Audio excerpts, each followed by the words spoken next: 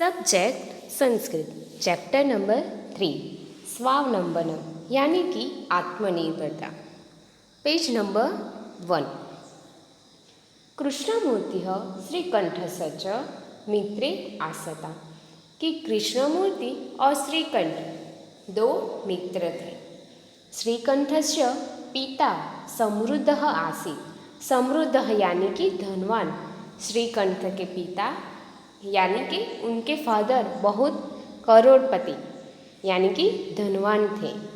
अतः तस्य भवने सर्वविधानानि सुख साधनानि आसन् कि उनके घर में सभी प्रकार के सुख साधन थे। तस्मिन् विशाले भवने चत्वारिंशत् स्तंभाः आसन् कि उनके घर में उनका घर बहुत बड़ा था और उनके घर में चत्वारिंशत् यानी कि 40 खंभे थे। तस्य अष्टादश प्रकोष्ठेषु पश्चात् गवाक्षा चत्वारिंशत् द्वाराणि कि उनके घर में 18 कमरे में 50 खिड़कियाँ और 44 दरवाजे भी थे। षट्त्रिंशत् विद्युत व्यंजनानि च आसन् और 36 पंखे भी थे यानी कि फैन भी थे। तत्र 10 सेवकाः निरन्तरं कार्य कुर्वन्ति स्म कि उनके घर में सेवकाः यानी कि नौकर निरंतर यानी कि हमेशा काम करते रहते थे।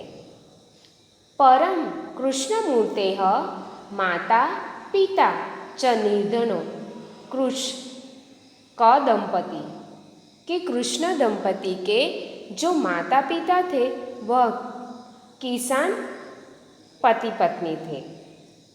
कृष्ण दंपति यानी कि किसान दंपति। तस्य गृहम् आडंबर विहीनम साधारण च आसीत् कि उनका घर आडंबर यानी कि दिखावा रहित और साधारण था यानी कि नॉर्मल घर था। Next paragraph. एकदा श्रीकंठः तेन सह प्रातः कि एक दिवस यानी कि एक दिन 12 श्रीकंठ उसके साथ सवेरे 9 बजे उसके घर पर गया था। 9 यानी कि 9 बजे। तस्य गृहम् आगच्छत्। गृहम् यानी कि घर। तत्र कृष्णमूर्तिः तस्य माता पिता च स्वशक्त्या श्रीकंठस्य आतिथ्यम् अकुर्वन् कि वहाँ श्री कृष्णमूर्ति और उसके माता पिताजी ने अपने सामर्थ्य से कि उनसे जो होता है उतना ही उन्होंने उसका अतिथि सत्कार किया था। अतिथ्यम यानी कि अतिथि। एतत् दृष्ट्वा श्रीकंठः अकथयत् कि वह क्या कहता है, वह उसकी बात सुनता है।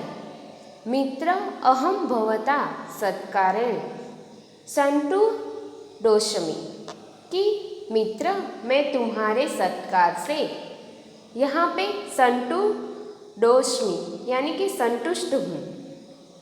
केवलम इदमेव मम दुःखम यत् तव गृहे एकोऽपि भूत्यः नास्ति कि केवल यह बात मुझे दुखी कर रही है। मम सत्काराय भवता बहु कष्टम जातम कि मैं तुम्हारे घर में एक भी सेवक नहीं है। मम गृहे तु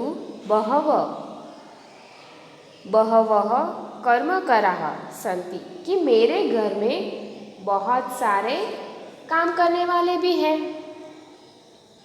तुम्हारे घर में तो सेवक नहीं है जिससे मैं सत्कार के लिए आप सबके बहुत कष्ट सहा है। मेरे आने से आप सबको काम करना पड़ा है। ते च 2 पदो दो हस्तों ने नेत्रे।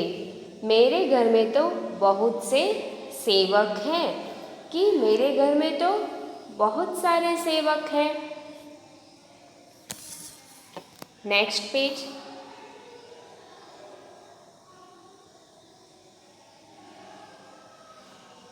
द्वे क्षेत्रो इति एते प्रतिक्षणं मम सहायकाः, किन्तु तव भृत्या सदैव सर्वत्र च उपस्थिता भवन्तुं न शक्नुवन्ति। कि मेरे घर में इतने सारे नौकर हैं। कृष्णमूर्ति बोलता है कि मेरे भी 8 नौकर हैं, और वे 2 पैर और 2 हाथ और आँख और 2 कान भी है, कि उनके पास भी सभी है। परंतु तुम्हारे नौकर सदा सब जगह उपस्थित नहीं हो सकते। तुम तो अपने कार्य के लिए अपने सेवक के अधीन हो, कि हम अपना काम खुद ही से करते हैं, लेकिन तुम अपने सारे काम के लिए नौकरों के अधीन हो। उनके बजाय तुम्हारा काम होता ही नहीं है, और सभी जगह वो उपस्थित होते हैं। तुम तो स्वकार्य भूत्याधीन हो, कि तुम अपना काम खुद ही कर रहे हो, तो कितना अच्छा है। तुम तो अपने कार्य के लिए अपने सेवक के ही अधीन हो, कि तुम्हें सदा ही अपने सेवकों की हेल्प चाहिए। यदा यदा ते अनुपस्थिता तदा तदा त्वं कष्टम अनुभवसि। कि जहाँ भी तुम जाओगे वहाँ तुम कष्ट पाओगे, क्योंकि उनकी अनुपस्थिति यानी कि वह नहीं रहेंगे तो तुम्हें काम के लिए कष्ट उठाना पड़ेगा। स्वावलंबने तू सदा सर्वदा सुख में। स्वावलंबने यानी कि आत्मनिर्भर। न कदापि कष्टम भवति। अगर हम अपना काम खुद ही करेंगे तो हमें ज़्यादा कष्ट नहीं होगा। इसी तरह हमें भी हमारे जो छोटे मोटे काम हैं वो हमें खुद से ही करने चाहिए, जो हमसे बन सके, ताकि हम दूसरों को भी हेल्प कर सके और हम भी नया काम करना सीख सके। श्रीकंठः अवदत्। कि श्रीकंठ बोलता है, अवदत् यानी कि बोला। तव वचनानि श्रुत्वा मम मनसि महती प्रसन्नता जाता। कि मेरे मन में बहुत प्रसन्नता हुई। अधुना कहमपि सर्वकार्याणि सर्वमेव कर्तुम इच्छामि। कि काम स्वयं ही करूँगा। अभी से मैं अपना काम खुद ही करूँगा। स्वयमेव यानी कि खुद ही, सर्वकार्याणि यानी कि अपना काम। भवतु सार्धद्वादशवादनमिदं साम्प्रतं गृहं चलामि। फिर अब 12:30 बजे सार्धद्वादशवादनमिदं यानी कि 12:30 बजे वह अपने घर चला जाता है। चलामी यानी कि चलता हूँ। सांप्रत यानी कि फिर वह वहाँ से चला जाता है। Thank you.